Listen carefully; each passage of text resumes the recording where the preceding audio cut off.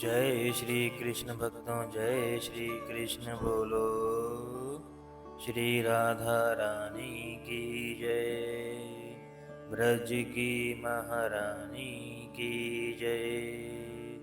कुंज बिहारी श्री हरिदास। हरि भक्तों, आज हम मोहिनी एकादशी की कथा का श्रवण करेंगे। कथा से पूर्व हम सबसे पहले व्रत के मुहूर्त का और पारण के समय का ज्ञान लेंगे। इसके पश्चात हम सब पद्म पुराण में वर्णित कथा का श्रवण करेंगे।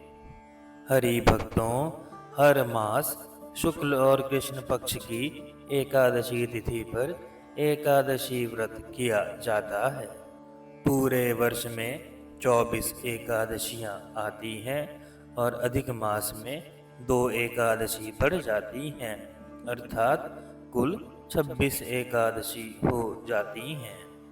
इन सभी एकादशियों में वैशाख मास की शुक्ल पक्ष की एकादशी को मोहिनी एकादशी के नाम से जाना जाता है।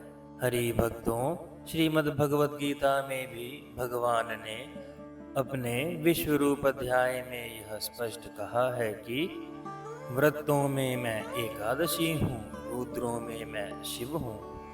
अर्थात भगवान श्री कृष्ण परिपूर्णतम अवतार ने श्रीमद् भगवद गीता में एकादशी व्रत को व्रतों का राजा बताया है। हरि भक्तों, मोहिनी एकादशी व्रत कथा सुनने से अर्थात केवल श्रवण मात्र से ही 1000 गोदान के बराबर का पुण्य मिलता है। और यह कौंडिल्य ऋषि ने कहा है। कहाँ भक्तों, जब भगवान भोलेनाथ ने एकादशी महात्म्य का ज्ञान माता पार्वती को बताना आरंभ किया, उसी पद्म पुराण में यह चर्चा मिलती है। अर्थात भक्तों, कथा पढ़ने से नहीं, केवल श्रवण मात्र से भी 1000 गौदान का पुण्य प्राप्त होता है।